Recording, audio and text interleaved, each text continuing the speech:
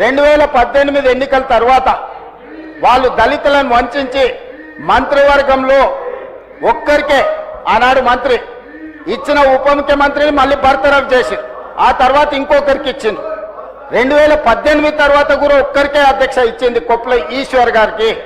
దళితుల పట్ల వాళ్ళకు ఉన్న ప్రేమ ఎలాంటిదో వాళ్ళ మంత్రివర్గ కూర్పును చూస్తే మీకు అర్థమైంది అధ్యక్ష.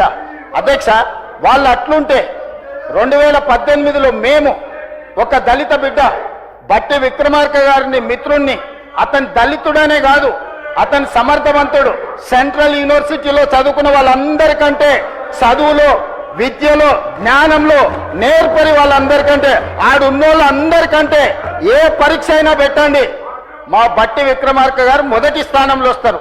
అట్లాంటి చదువుకున్న ఒక దళిత బిడ్డను లక్ష్మీపల్లి అని ఒక చిన్న మారుమూల గ్రామం నుంచి ఈ స్థాయికి ఎదుగొచ్చిన బట్టి విక్రమార్క గారిని ప్రధాన ప్రతిపక్ష నాయకుడిగా చేసినాం అధ్యక్ష కాంగ్రెస్ పార్టీ. వారు ముఖ్యమంత్రి చేస్తాని చేయకుండా మోసం చేస్తే అది వారి విజ్ఞత. కానీ ప్రతిపక్ష పార్టీలో సీనియర్లు ఉత్తమ్ కుమార్ రెడ్డి గారు, కోమటిరెడ్డి గారు లాంటి, సబితా ఇంద్రారెడ్డి గారు లాంటి సీనియర్ శాసనసభ్యులు ఉన్న సందర్భంలో వాళ్ళందరినీ కూడా కాదని కాంగ్రెస్ పార్టీ బట్టి విక్రమార్క గారిని ప్రధాన ప్రతిపక్ష నాయకుడిగా నియమించారు అధ్యక్ష. ఏం జరిగిందో మీకు తెలియదా అధ్యక్ష? సంవత్సరం తిరగకుందే ప్రతిపక్ష నాయకుడిగా బట్టి గారు అక్కడ నిలబడి ఈ ప్రభుత్వాన్ని నిలదీస్తుండని, ఈ ప్రభుత్వ విధానాలను ప్రశ్నిస్తుండని, ఒక క్వాలిటీ డిబేట్ డిస్కషన్ ఇనిషియేట్ చేస్తున్నాడని కచ్చగట్టి ఎమ్మెల్యేలను పార్టీ ఫిరాయించే విధంగా ప్రోత్సహించి ప్రధాన ప్రతిపక్ష హోదా కూడా గుంజుకున్నాడు అధ్యక్ష.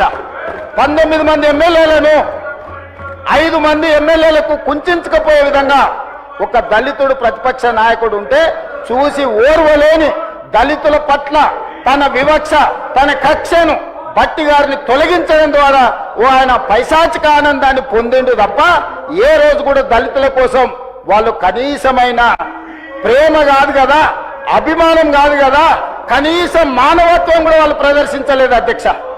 అయినా మానసిక ధైర్యం కోల్పోకుండా ఎన్ని అవమానాలు ఎదురైనా, సభలో మైకి ఇవ్వకపోయినా, సభలోకి రానియకపోయినా మనోనిబ్బరం కోల్పోకుండా ప్రజాక్షేత్రంలో పాదయాత్ర చేసి ఆదిలాబాద్ పిప్పిరి నుంచి మొదలుపెట్టి ఖమ్మం వరకు రోజుల కొద్ది పాదయాత్ర చేసి అదే దళితులు, గిరిజనులు, ఆదివాసీలు, బలైన వర్గాలు, మహిళలు, మైనార్టీలను, విద్యార్థులను, నిరుద్యోగ యువకులను, అమరవీరుల కుటుంబాలను కలుసుకుంటూ సమస్యలు తెలుసుకుంటూ ప్రజా జీవితంలో రాణించింది కాబట్టే ఈరోజు ప్రజాపాలన ప్రభుత్వం ఏర్పడ్డది అధ్యక్ష. వారు ఉప ముఖ్యమంత్రి అయింది. ఈ రాష్ట్ర ప్రజలకు ఏ బాగోగుల కోసం మనం బడ్జెట్ పెట్టుకుంటామో ఆ బడ్జెట్ పెట్టే ఆర్థిక మంత్రి హోదా వారికి ఇచ్చిండ్రు. గతంలో ఎవరి దగ్గర ఉండే అధ్యక్ష? హరీష్ రావు గారి దగ్గర ఉండే. ముఖ్యమంత్రి ఎవరి దగ్గర ఉండే అధ్యక్ష? కేసీఆర్ గారి దగ్గర ఉండే. మున్సిపల్ శాఖ ఎవరి దగ్గర ఉండే అధ్యక్ష? కేటీఆర్ దగ్గర ఉండే. ఇవాళ ఉప ముఖ్యమంత్రి పదవితో పాటు ఆనాడు దొరలు నివసించిన గడిలో ఈ రోజు పేదలకు ఈ రోజు బట్టి విక్రమార్క గారు నివసించి ప్రతిరోజు నిత్యం పేదలు దర్శించుకోవడానికి, లోపలికి రావడానికి, కలవడానికి అవకాశం కల్పించి గేట్లు బార్లా తెరిస్తే ఆనాటి ఆర్థిక మంత్రి ఈనాటి ఆర్థిక మంత్రిని అవమానించే విధంగా బడ్జెట్ ప్రవేశపెడితే నీకు చేత కాదు, నీకు అవగాహన లేదు, నువ్వు నడపలేవు. ఏం భాష అధ్యక్ష ఇది? ఏం వ్యవహారం ఇది? పద్ధత అంటే వాళ్ళు దొరలు మాత్రమే పాలన చేయగలరు, దొరలు మాత్రమే బడ్జెట్ పెట్టగలరు, దొరలు మాత్రమే దోపిడీ చేయగలుగుతున్నాం మేము అన్నట్టుగా విర్రవీగడం ఏంది అధ్యక్ష? బట్టి విక్రమార్క గారు ప్రవేశపెట్టిన బడ్జెట్లో లోపం ఉంటే బడ్జెట్లో ఉన్న లోపాలు చెప్పండి. వ్యక్తిగతంగా బట్టి గారిని టార్గెట్ చేసి మాట్లాడే అవసరం ఉందా అధ్యక్ష? అంటే ఈరోజు ముఖ్యమంత్రి ఇవ్వలే, ప్రతిపక్ష నాయకుడు హోదా ఉండనివ్వలే, ఇవాళ ఉప ముఖ్యమంత్రిగా బడ్జెట్ ప్రవేశపెడితే ఆ బడ్జెట్ను అవమానించే విధంగా, ఆ మనిషిని అనుమానించే విధంగా ఈ రోజు వీళ్ళ వ్యవహార శైలి ఉన్నది అధ్యక్ష. ఇది తెలంగాణ సమాజానికి మంచిదాన్ని నేను అడుగుతున్నా అధ్యక్ష. అదే కాదు అధ్యక్ష, ఈరోజు నేను తమరి ద్వారా చెప్పదలుచుకున్నా, బట్టి విక్రమార్క గారు, దామోదర రాజనరసింహ గారు, వివేక్ వెంకటస్వామి గారు, అడ్లూరి లక్ష్మణ్ గారు, ధనసరి సీత అనసూయ సీతక్క గారు, రామచంద్ర నాయక్ గారు, వేముల వీరేశం గారు, అద్దంకి దయాకర్ గారు, ఇట్లా నేను చెప్పుకుంటూ వెళ్తే ఎంతమంది దళితులకు ఈరోజు ప్రభుత్వంలో అవకాశం వచ్చింది అధ్యక్ష? అంతెందుకు అధ్యక్ష, దళితులను చిన్న చూపు చూసే చంద్రశేఖరరావు గారికి కనువిప్పు కలగాలి, ఆ దళితుడు ముందు చేతులు కట్టుకొని నిలబడాలని తమరిని స్పీకర్గా కుర్చీలో కూర్చోబెట్టినాం అధ్యక్ష.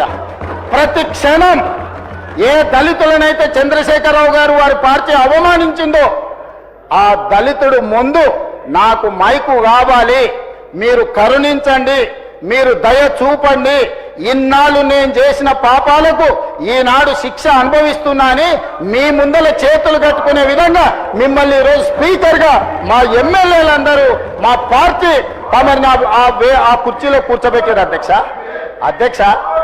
అందుకే ఈరోజు ప్రధాన ప్రతిపక్ష నాయకుడు సభకు వస్తలేడు.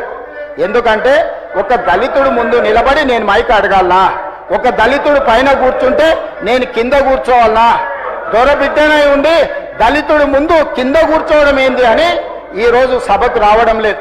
అది వారి విజ్ఞత, అది వారి ఆలోచన.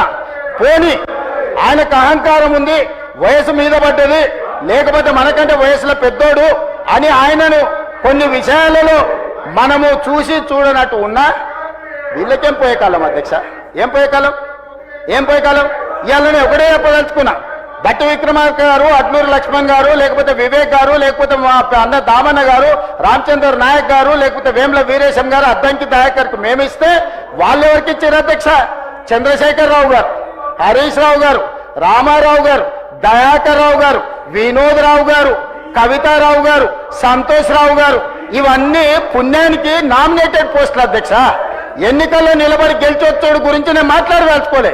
కానీ ప్రభుత్వ పెద్దగా అధినేతగా, పార్టీ అధినేతగా పెద్దగా నిర్ణయాలు చేసేటప్పుడు ఓ దామోదరరావుకు రాజ్యసభ ఇస్తాడు, ఓ సంతోష్ రావుకు రాజ్యసభ ఇస్తాడు, ఓ వినోద్ రావుకు ఓడిపోతే ప్లానింగ్ కమిషన్ వైస్ చైర్మన్ ఇస్తాడు. వీళ్ళు నలుగురు మంత్రులు ఇదే సభలో చంద్రశేఖరరావు, హరీష్ రావు, తారక రామారావు, దయాకర్ రావు మంత్రులుగా ఉంటే అటువైపున అట్లుంటే ఇటువైపున భట్టి విక్రమార్క దళిత్, దామోదర్ రాజనరసింహ దళిత్, వివేక్ వెంకటస్వామి దళిత్, అడ్లూరి లక్ష్మణ్ దళిత్, వేముల వీరేశం దళిత్, ధనసరి అనసూయ సీతక్క ఆదివాసి, అదేవిధంగా రామచంద్ర నాయక్ లంబాడ, అద్దంకి దయాకర్ దళిత్.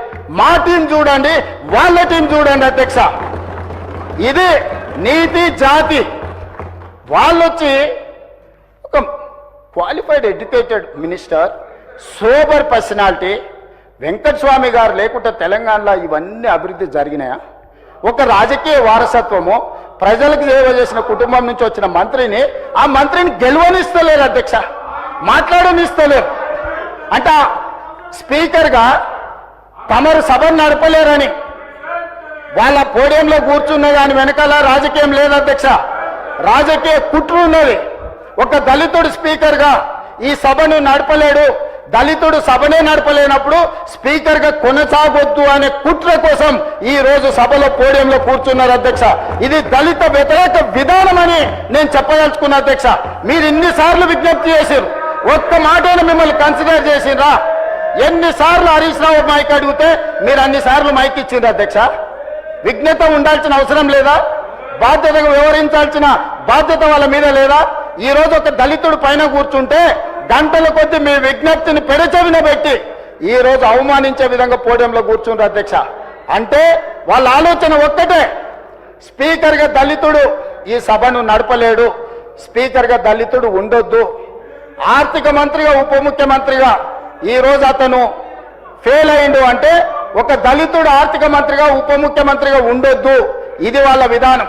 మైనింగ్ విషయంలో వివేక్ వెంకటస్వామి ఒక దళితుడు మంత్రిగా ఉంటే అతను దళితుడు మంత్రిగా ఉండడానికి వీల్లేదు అని ఈరోజు కుట్రపూరితమైన రాజకీయ కక్ష, జాతి వివక్ష, కుల వివక్షతోని ఈ రోజు కులాన్ని అవమానించే విధంగా, వాళ్ళ కులమే గొప్పది, మనమేమో చెప్పులు కుట్టుకోవాలి, చేపలు పట్టుకోవాలి, గొర్రెల్ని పెంచుకోవాలి, పందులను కాసుకోవాలి, ఇవి మనకిస్తారంట.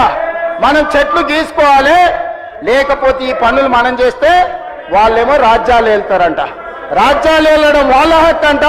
చెప్పులు కుట్టుకోవడం, చేపలు పట్టుకోవడం, గొర్రెల్ని పెంచుకోవడం, పందులను కాసుకోవడం మన బాధ్యత అంట అధ్యక్ష. ఇది వాళ్ళ విధానం. ఆ విధానాన్ని తిరగరాయడానికే ఈరోజు కాంగ్రెస్ పార్టీ స్పష్టంగా ఒక క్రమ పద్ధతిలో Dalit empowerment, Adivasi empowerment, OBC empowerment, minority empowerment, women empowerment, youth empowerment ఈరోజు పాలసీలు తీసుకొచ్చి మేము చేస్తుంటే చూసి ఓర్వలేక ఇది నడవద్దు, దీన్ని సాగనీయొద్దు, దీని అడ్డం పడాల్సిందే అని చెప్పి ఈ రోజు ఈ అల్లరి చేస్తున్నారు అధ్యక్ష.